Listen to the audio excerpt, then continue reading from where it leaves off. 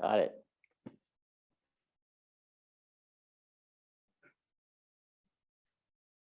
Good morning. Always good to be here. So, created and recreated. First Sunday of Lent.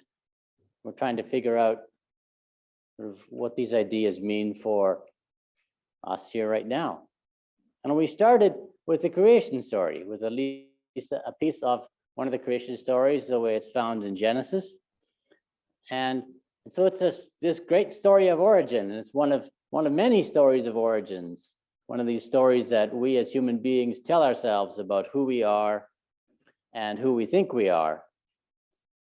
And often when we read this story, we worry about how it doesn't quite fit, it doesn't fit at all with science, with human beings being created before trees and things like that. But I don't want to think about that this morning, because I can't solve that one for us either. I want you to think about this more in the context of the creation story of the United States of America, because we Americans have our own creation story about the creation of this nation. And we're not going to spend a lot of time on this, but just to understand that we as human beings tell ourselves a lot of stories about who we are as people. And it's not just science versus the Bible. There's a lot of stories about who we are. This story, this Genesis story, reminds us very clearly and over and over that we are created as part of the earth and not separate from it. Right? So the English doesn't always capture it very well, but some people have suggested that we should translate this as earthling from the earth, or human from the humus, or clods from the dirt. Right? Because in Hebrew, it's Adam from Adamah, human from the humus, earthling from the earth, which means that we are, as human beings, tied to the dirt. We are tied to the land. And one of the stories we sometimes tell ourselves as human civilizations is that civilization puts us somehow separate, removed from the earth. And that's just foolish. So it's much better to start with a story that's at least honest about who we are in that regards as human beings. And in this story, the humans aren't unique in that regard. It wasn't just us that came from the dirt. It was also the trees who came from the dirt, and the animals who came from the dirt, and everything ultimately comes from the dirt. Everything comes out of this same humus. And this is one of those stories, like many others, where things start out looking pretty good, but they don't quite work out as expected. We sort of don't get to the bad part in this story, but we know it's coming. And that's because the Bible tends to be relentlessly honest about who we are as human beings. And part of who we are as human beings is that things don't always work out the best, do they? So God creates humans from the humus, and plants a garden for them, and there's this little paradise. Except, doesn't quite work that way. Because apparently this human being is lonely, and God says, it's just not working out, this human being all by itself. So it is not good for humans to be alone. Sometimes I wonder, is it right? Sometimes it says, when you read the translation, it is not good for man to be alone, right? It seems to me that that's more true of men than it is of women. I don't know if that's true or not, but sometimes I wonder about that part, whether it's not good for man to be alone. Women seem to be doing fine. Anyway, so the first thing that God does in relation to this poor lonely human is God creates animals. And I think it's worth understanding that, the Bible understands animals as a reasonable companion, right? So if you don't have someone living with you, but you got a cat or a dog, God says, yeah, that's what I made them for. Good for you, right? And if you start inviting too many critters in your house, Yeah, and mice don't make good companions, and rats, can live without those, but right, that's part of the experiment, right? God made rats, and then, rats moved in, and Adam said, no, not those. And the mice, no, I don't think I want those either. How about something a little bigger, and goes woof. God says, okay, woof, I can do woof, right? So we got dogs, right? I don't know. I wasn't there, right? But it's worth understanding that, yeah, animals work too, to some extent, but doesn't solve all the problems, right? It helps, but then again, nothing solves all the problems. So God splits humanity into two, right? There's sort of this complementary pair. They're not exactly the same, but they're mostly the same, and they're fit for each other. These are notoriously difficult ideas to translate. And I really hesitated to say the word complementary pair, because there's this idea in various parts of the church today of complementarianism, which is a really bad idea and doesn't really have much to do with this text at all.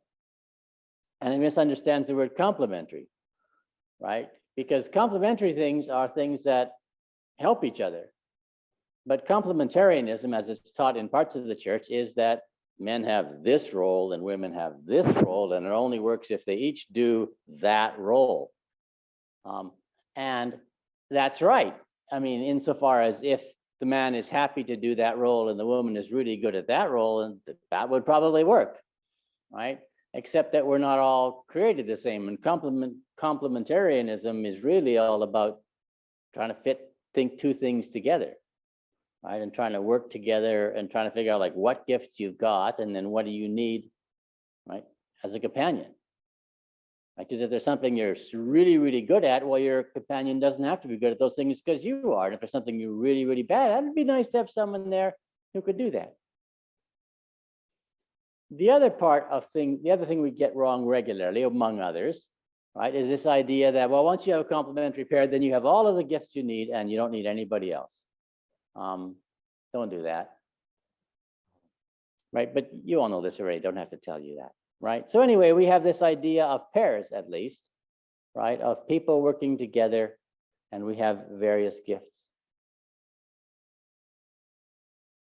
right? So this serves as an idea. It's a basic foundational idea of who we are. We were created. God wanted us to be here. God wanted you to be here. That's worth thinking about. And right, and we're given partners, which doesn't always work out in reality. Right? Again, there's always this notion of there's this ideal, and then there's what happens. And I mean, we all know that, right? I mean, I think about this, right? Ideally, hair grows on the human scalp. Doesn't always work out for some of us. Used to. Oh well. Right. So then into this reality, we bring the book of Colossians. And Colossians highlights the ongoing work of creation, this idea that, well, God did this, right, back then, but there's still more work to do. We're not done, right? We're not done. We're not finished. We're not complete, right? And again, to start out by recognizing that, there is more to do and there is more that can be done, but it's not always all going to work out, right? It's not like, well, if we do the step B, then it's all going to be perfect, right? Again, I've given up on my hair, right? It just ain't going to happen no matter what I do. There you go, right? But, right, doesn't mean we can't fix other things. So another point in all of this is to recognize that this ongoing nature of creation means that it's not a question of are we in or are we out, right? It's like, well, once you become a Christian, then you're in and everything is going to be fine. Like, no, right? Once you become a Christian, then everything is, well, one more step, and there's lots more steps to go, right? And that's exactly what Colossians says. And so the problem is, again, we're working in English off of various translations. But when it says in Colossians chapter 3, verse 1, seek the things that are above, right? the verb form here is an ongoing action. Keep seeking. Keep seeking these things. Keep thinking about these things, and keep putting to death these things in you that are not helpful. This is just an ongoing practice. We're not going to fix it today. We're not going to fix it tomorrow. We're not going to fix it completely ever, right? But we got to keep working. And this is the ongoing work of creation. This is the ongoing work of us, and this is our responsibility. And yet, right, it is also in some sense something that has already happened. Right? So that in some sense you are already this new thing, and in other senses you clearly aren't. Right? But again, you don't have to think about yourself very long to know that. But sometimes we forget. Sometimes we forget that we are already this new thing. Right? Paul says, you have died.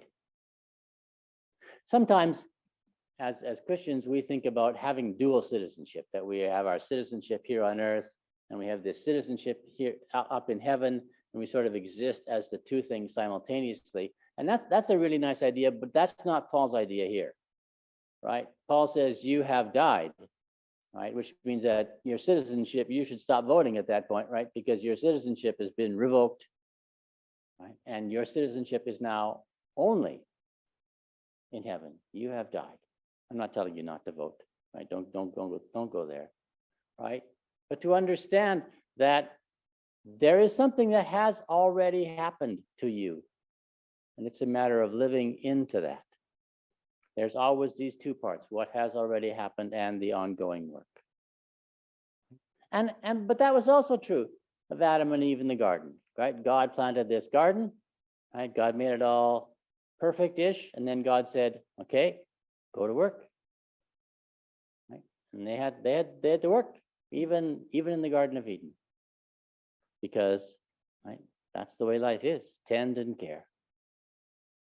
So this year in Lent, we are going to be looking at these two aspects over and over again: what has happened and what needs to happen, right? And also, right, not just abstractly, but also right, dealing with dirt, right, dealing with creation, with the care we need to take, especially now as so much destruction has already happened and continues to happen. What is our ongoing responsibility? What does it mean for us to be created and recreated in a world that is slowly burning itself down? So in this ongoing need for creation and recreation, we also need to be fed. Right? We need to be fed in body and mind and spirit. So I invite you to prepare yourselves for communion. We're coming together over basic bread and juice to be created and recreated anew. In preparation, we want to sing together hymn number 804. In your voices together, there is more love somewhere.